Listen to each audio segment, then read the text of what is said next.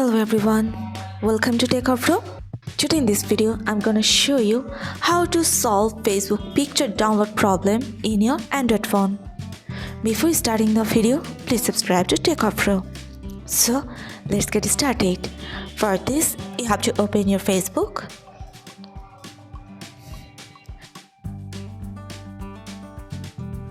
Then download a picture. Press on save. If you face this problem, then go back to the Facebook app. Long press on it.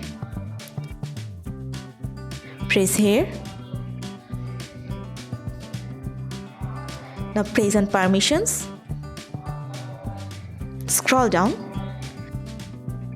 Select here photos and videos. Here you have to press on always allow all. Then go back to your picture. Try to save it.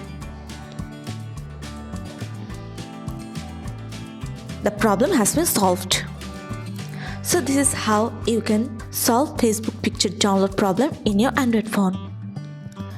So guys, that's it. You can do this. I think this video is very helpful to you. If it was, then give a thumbs up and hit the subscribe button. And thanks for watching.